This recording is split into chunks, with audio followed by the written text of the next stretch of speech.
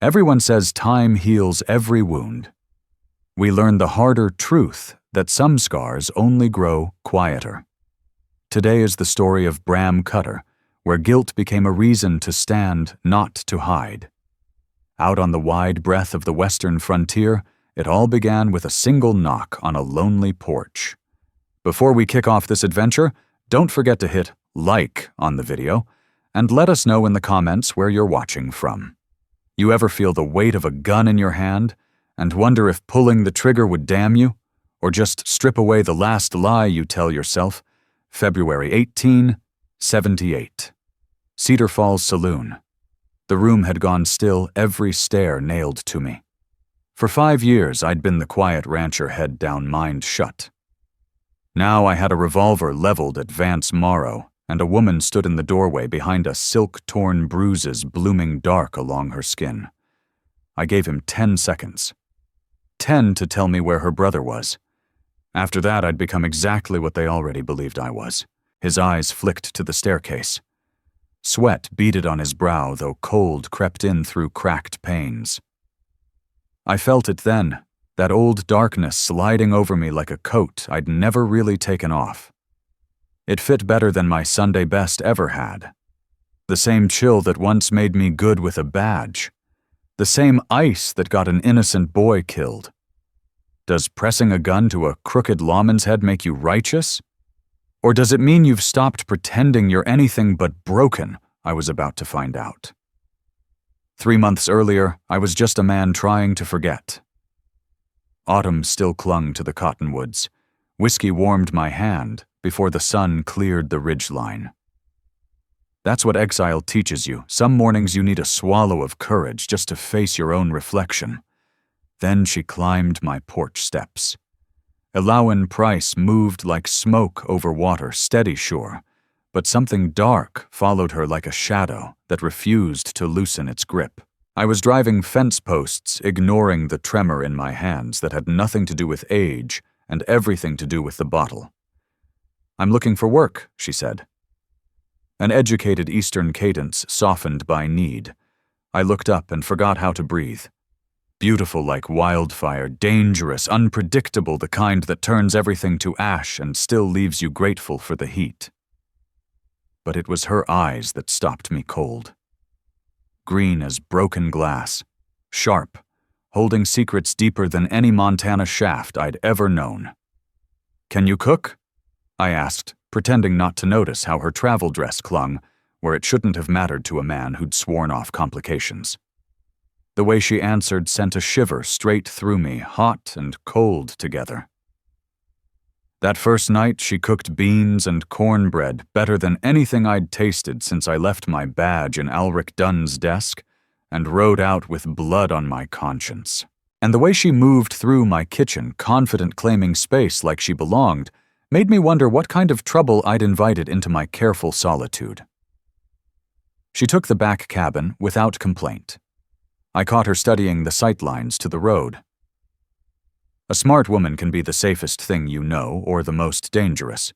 Something told me Elowen wasn't the safe kind. That first month passed like a good dream you're afraid to wake from. She kept the house. I worked the cattle. Evenings we sat at opposite ends of the porch, sharing whiskey and silence, while the sun painted the valley gold. Sometimes I'd catch her watching me with those green eyes, and something would stir in my chest, not lust, but a longing I hadn't felt in years. Is this conversation helpful so far? Longing is a kind of hunger men like me can't afford. I carried a secret instead. 5 years earlier, I'd worn a sheriff's badge. I believed in justice back then. Believed law and right were the same hard line. Then one night, a Lakota boy named Seka ended up on the wrong side of my judgment. Folks said he was stealing cattle, said he was dangerous, said plenty of things that later proved to be lies. I didn't know that when I squeezed the trigger. He was 18, barely more than a kid. His blood still seeps into my dreams every time I close my eyes. So I left. I set the badge down and turned myself into nobody. Just another wreck of a man trying to drown guilt one bottle at a time.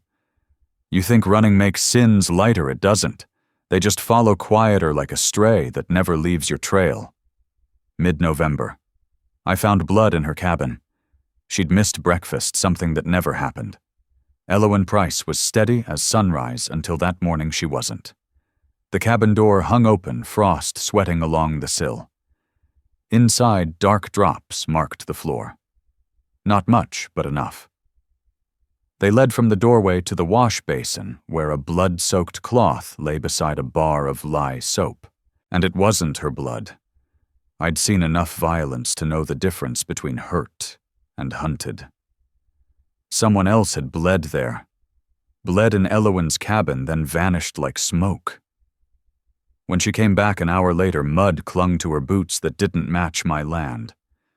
Her hair was slightly mussed. She moved wrong like a woman who'd crossed a line she couldn't step back over. "Morning," she said, voice calm as a still pond. "Coffee's on the stove." I should have pressed her then, asked hard questions. I didn't. I was too afraid of my own ghosts, so I let her keep hers. That was my first mistake. That night from my bedroom window, I watched Vance Morrow ride up to her cabin. Even by moonlight, arrogance rolled off him. The way he swung down from the saddle like the ground owed him rent. He didn't knock.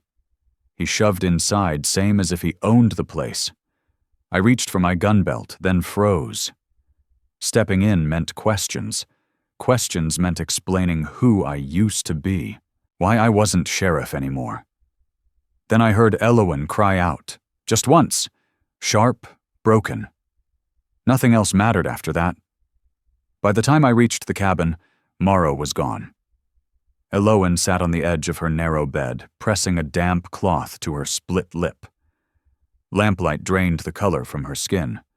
Finger-shaped bruises were already rising along her wrist. Elowen. Her name came out harsher than I meant. She looked up, and for the first time since she'd arrived, her mask slipped. Beneath the calm was a woman stretched to her limit, hanging on by torn nails. "He knows," she whispered. "Knows what a long silence." Then, barely audible, who I really am. That's when she told me everything. Sylvan Pryce was her father. A straight man. An honest judge who refused to turn his head when Vance Morrow and his people needed the law bent to cover their crimes. So they killed him. Poisoned him slow. Clean. Made it look like nature doing its work. And Elowen, sharp and relentless, had been collecting proof ever since. Papers, ledgers, names, evidence that tied Morrow not just to corruption, but to a whole web of rot reaching from Cedar Falls clear to the territorial seat. The iron docket in ink and blood. "My brother," she said at voice, barely breathing. 15. They were holding Jory Pryce in Denver in a so-called boarding house that was nothing but a cage. Insurance, leverage, and Morrow she touched the bruise darkening her wrist came twice a week. Collected his price for her silence about who murdered her father. What kind of price she met my eyes, and what I saw there tightened my chest. Not just hurt, rage, hot and coiled, the kind that costs you pieces of yourself every time you survive it.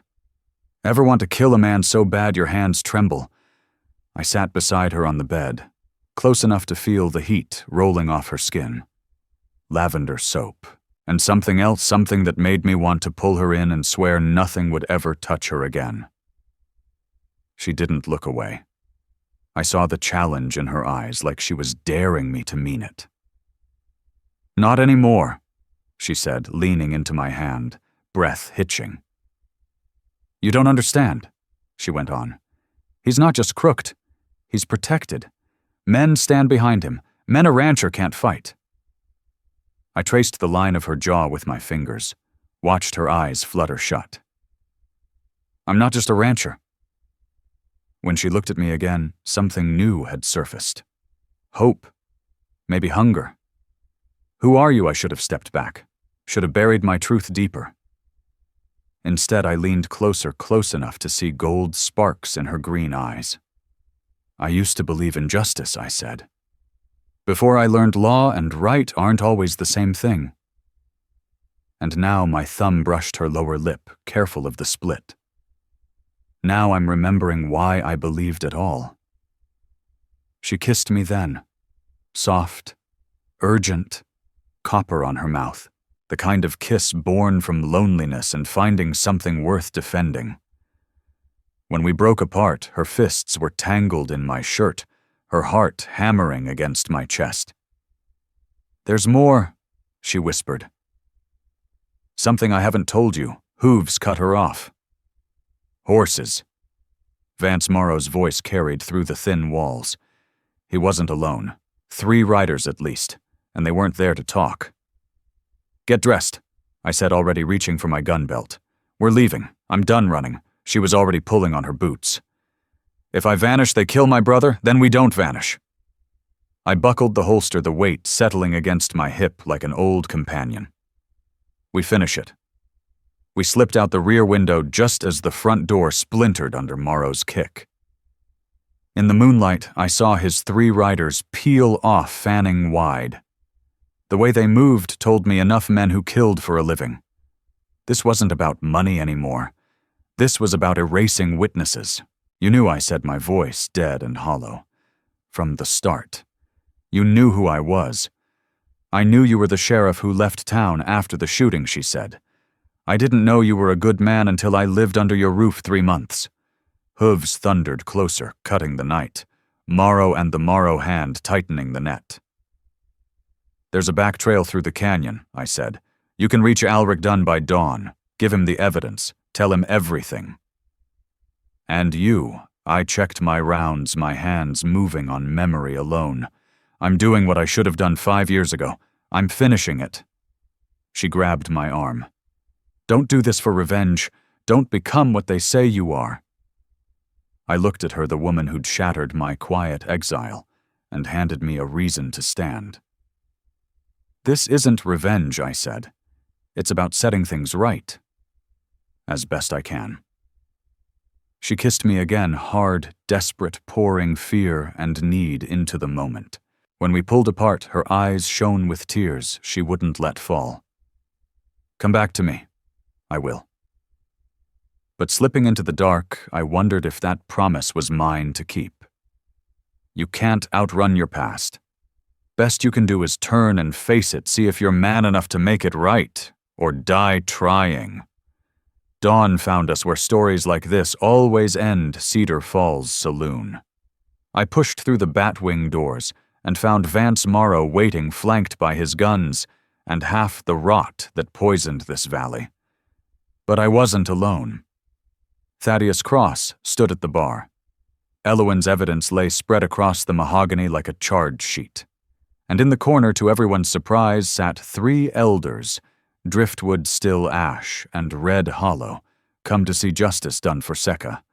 Come to play hero. Vance Morrow sneered, his hand hovering near his iron. "I came to finish what I started 5 years ago," I said.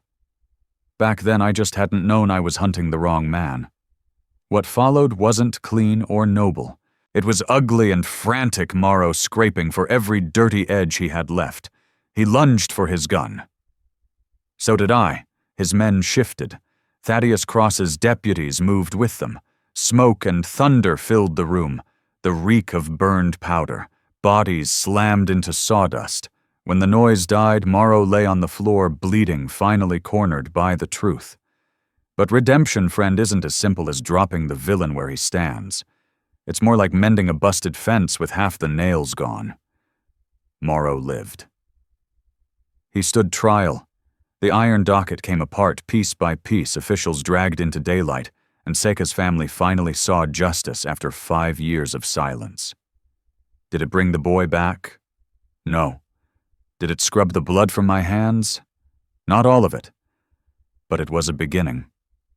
3 weeks later, I found Elowen Pryce on my porch, watching the sun spill gold across the valley.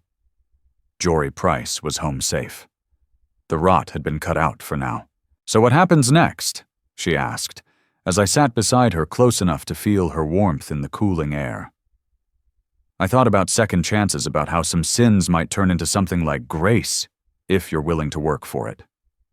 Now we see if a worn-out ex-sheriff and a judge's daughter can build something worth holding on to, I said. She smiled open, unguarded, the first time I'd seen that look on her face. I think we already have. As night settled over Cedar Falls, something finally came clear. Redemption isn't erasing the past. You can't undo what's done. You can't raise the dead or unmake your choices. All you can do is decide what to build from what's left. And if you're lucky, you find someone willing to stay and help you put the pieces together. Some nights I still see Seika's face. I still carry that weight. But now when my hand reaches for the bottle at dawn, Elowen's there proof that broken men can still do right. One bad choice doesn't have to own everything that follows. You choose how to live with it, learn from it, or let it finish you. Me, I quit running. I turned around and faced what I'd done, tried to make something decent from the wreckage. Was it enough? Ask me in 5 years. For now, sitting on this porch with a woman who saw every scar and stayed anyway, it feels like a start. Finally, let me send my deep thanks to you. Thank you for listening. If this story has touched your heart, I invite you to stay with us to discover more true tales of the Wild West. Stories that honor resilience, tenderness, and the spirit that God placed in those who blazed the trail. Subscribe, share, leave your thoughts in the comments, and join us once again to journey across this untamed land. Thank you. Aviso Legal/Disclaimer. These stories are crafted purely for entertainment and may contain imaginative additions or dramatic interpretations inspired by old frontier eras. We use AI-based resources, voice imagery, and drafting as part of our creative process, but every final detail is carefully reviewed and shaped by human effort to preserve emotional depth and authenticity.